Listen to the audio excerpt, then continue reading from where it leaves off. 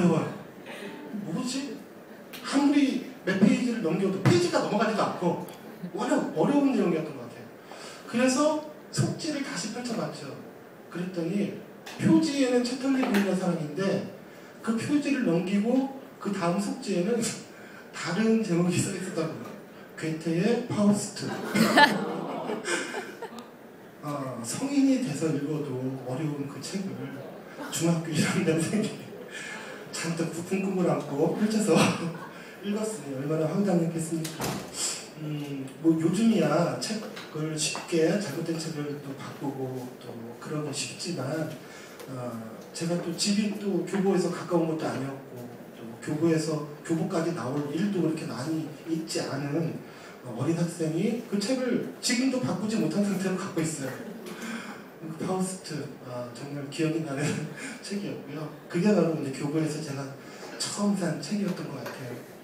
그 이후 용돈이 조금씩 생기면 책을 사러 물론 동네 서점밖에는 못 갔는데 간혹 주말에 시간이 좀 남으면 버스를 타고 교보 근처에 내려서 혹은 종로 서점에 가서 책을 사보던 그런 기억이 지금도 납니다.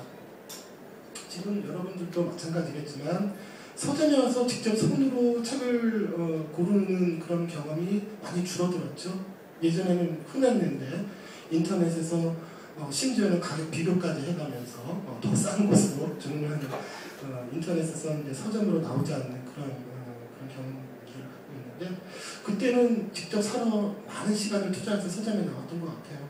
그리고 그때 내가 얼마 되지 않는 꼬무돈 좀 모아서 샀던 책들이 지금도 저는 버리지 않고 갖고 있어요.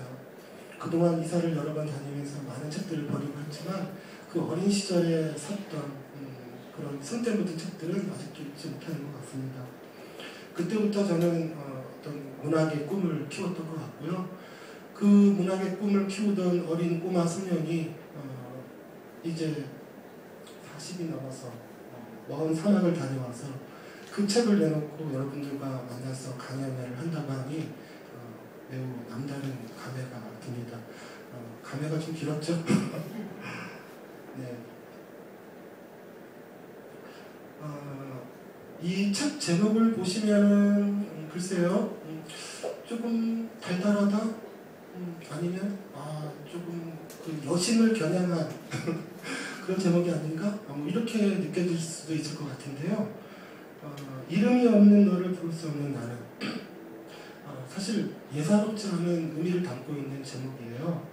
겉으로만 보면 사막에 가서 그 모래 언덕 위에 아주 고독한 어깨를 뒤로 하고 서 있는 소녀를 보았고 차마 그 소녀에게 이름을 물어보지 못하고 돌아와서 그 소녀를 그리워한 한 남자의 이야기가 아닌가 그렇게도 생각을 할 수 있겠지만 여기서 이름이 없는 너는 이름이 없다는 것은 그런 의미는 아니었어요. 제가 그 고비 사막을 들어가기 위해서 그 푸르공이라는 그 승합차를 타고 이제 그 울란바토르를 떠나서 한참을 이제 지나가고 있는 중에 멀리서 아주 멋있는 산이 하나 보이더라고요. 이 책에 보면 이제 앞쪽에 몇 페이지던가요? 24쪽에 있는 이 산이었어요. 이제 언덕을 살짝 넘어서 이제 내려가는 그런 길이었기 때문에 그 어느 곳보다도 그 하늘이 드넓게 보이고 그 앞에 아주 멋진 산이 하나 보이더라고요. 그래서 그 운전을 하시는 분한테 이 산이 이름이 어떻게 되느냐 이렇게 물었더니 아주 퉁명스럽게 이름이 없어요. 이러는 거예요. 그럴 수도 있겠지. 이 광활한 땅에, 이 사막에 모든 것이 다 이름을 갖고 있을 리는 없을 것이다. 그리고 그 산을 살짝 옆으로 지나치고 있는 그 순간 이렇게 아름다운 산에 이름이 없다는 건 이건 말이 안 돼. 그러면 내 직업이 이름을 지어주는 사람이니까 저는 시인이 이름을 지어주는 사람이라고 생각을 해요. 명명하는 사람. 물론 그 존재를 그 이름 안에 가두는 사람은 아니지만 이 세상에 존재하지 않는다고 생각하는 것들, 그러니까 이성의 눈으로 발견하고 보이지 않는 그런 것들을 찾아서 비로소 존재하게 만드는 일, 그것이 시인이라고 생각을 해요. 그래서 저도 그 산을, 이름이 없는 산을 이름을 지어주려고 했죠. 흰 바위산. 아주 평범한 이름이었어요. 이름이 없는 산에 최초로 이름을 붙여준 시인이 됐다, 이렇게 만족하고 있었죠. 그런데 차가 조금 더 움직이고 나니까 의심이 생기는 거예요.